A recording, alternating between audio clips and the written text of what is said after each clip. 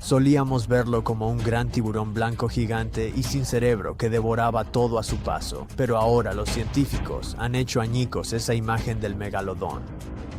La pregunta es, ¿podría seguir vivo hoy en día?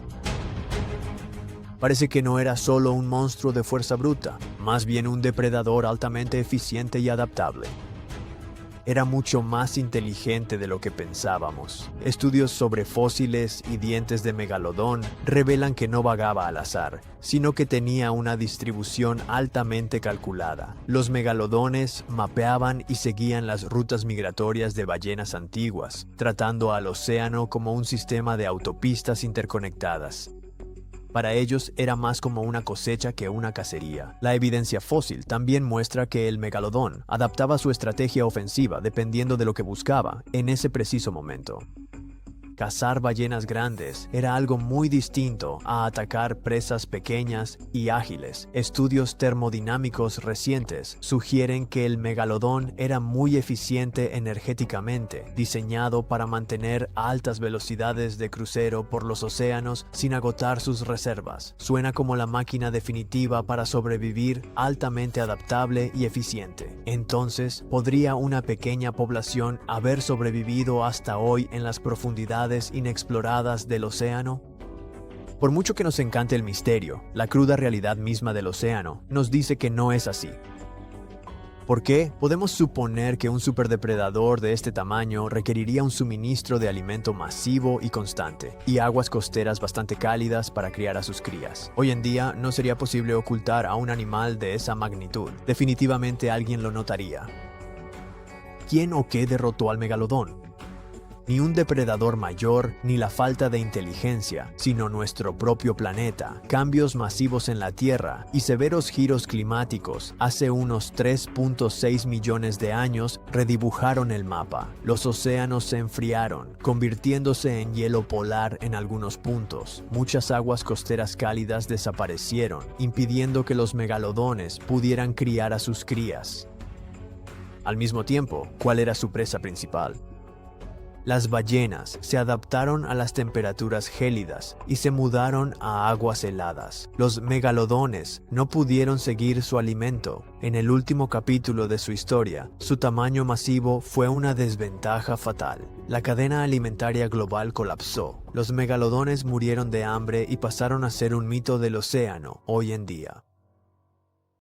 Fue el pez más grande que nuestra Tierra haya visto jamás y su mordida era lo suficientemente poderosa como para aplastar un auto. El diente más grande encontrado era del tamaño de un control remoto. Consumía más de 1000 kilogramos de comida al día, el equivalente a 3300 latas de atún. Los fósiles de megalodón más antiguos datan de hace unos 20 millones de años, pero no verás su esqueleto, y eso se debe a que no tenían huesos. Un esqueleto hecho de huesos proporciona a la mayoría de los animales su forma y su resistencia corporal. Sin embargo, los tiburones pertenecen a la misma subclase que las rayas y los peces sierra y tienen cartílago en lugar de huesos. El cartílago es un tejido que es más suave y flexible que los huesos, pero aún así es lo suficientemente resistente para darle forma al cuerpo y proteger los órganos internos. Algunas partes son más flexibles ya que el cartílago es más débil, y otras, como la cabeza del tiburón, son mucho más resistentes gracias a que el cartílago se calcifica. El hocico, sin embargo, está hecho de un cartílago suave y flexible que funciona como una defensa en caso de colisión. ¿Quién sabe si serían capaces de hacer todo esto con un esqueleto pesado? Además, el cartílago hace que la mandíbula sea más flexible y pueden abrir la boca mucho más que con una mandíbula hecha de hueso. Nuestro héroe el megalodón no era la excepción y tenía la mordida más fuerte de todas las criaturas vivientes, lo que era posible también gracias a su esqueleto cartilaginoso. Los tiburones aprovechan este tipo de esqueleto, les ayuda a nadar y a girar rápido durante la caza.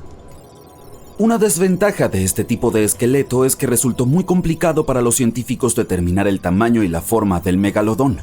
Normalmente lo harían usando esqueletos de huesos fosilizados, pero en este caso tuvieron que deducirlo basándose en los dientes que encontraron y en las comparaciones con parientes vivos.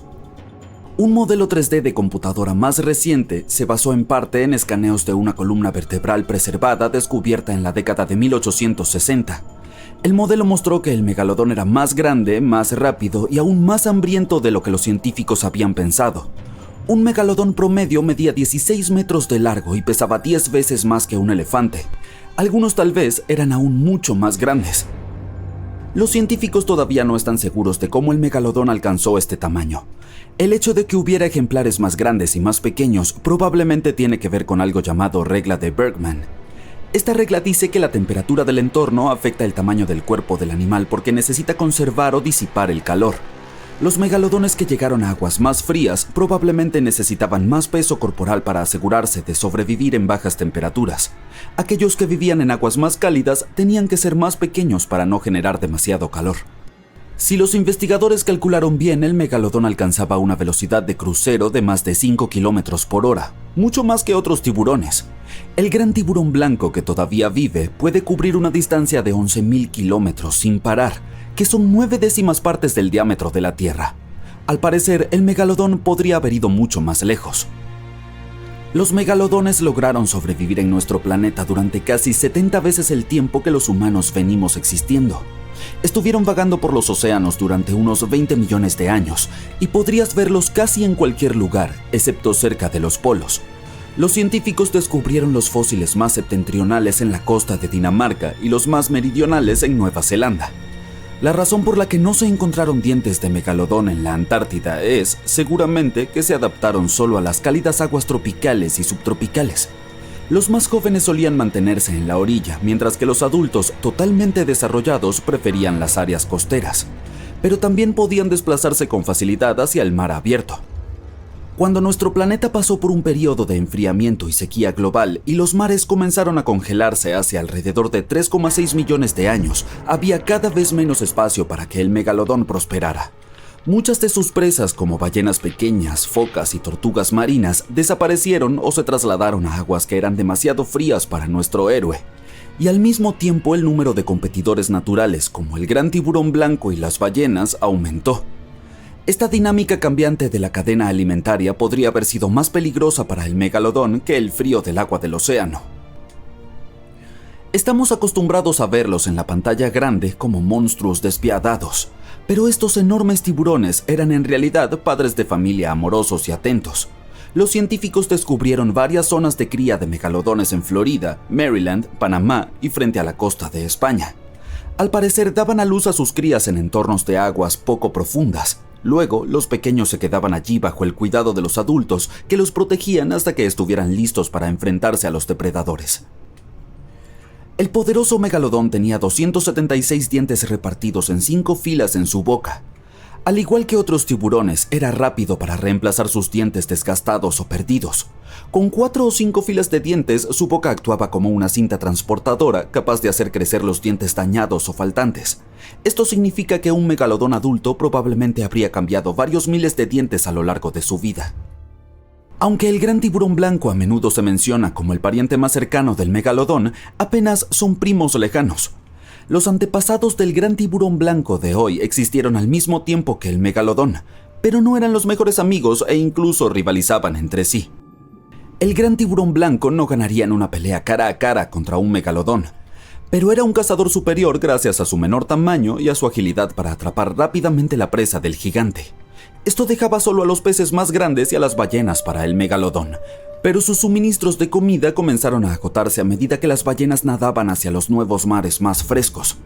En realidad el megalodón era más parecido a un moderno tiburón toro. Tenían un hocico corto, una mandíbula inferior plana y unas enormes aletas pectorales para soportar su enorme peso y tamaño. Siempre nos referimos a él como un gigante extinto, pero ¿podemos estar seguros al 100% de que no está escondido en algún lugar en este momento? Después de todo, solo hemos explorado el 5% de nuestros océanos. La fosa de las Marianas es la trinchera oceánica más profunda del planeta.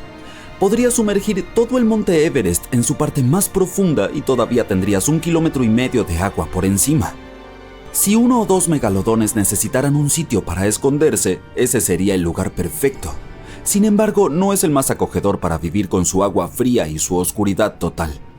Además, la presión allí es 1000 veces más fuerte que al nivel del mar. Por lo tanto, si un megalodón realmente se estuviera escondiendo allí, tendría serios problemas con sus dientes, porque el calcio se disolvería bajo esa presión. Para sobrevivir allí, también tendría que aprender a navegar en completa oscuridad. Eso significa que tendría que haberse vuelto bioluminiscente o haber evolucionado para desarrollar ojos inmensos como el calamar gigante. Si el megalodón aún existiera y fuera fiel a sus elecciones alimenticias, tendría que comer peces más pequeños, y eso sería un problema para nosotros, especialmente para quienes amamos el pescado.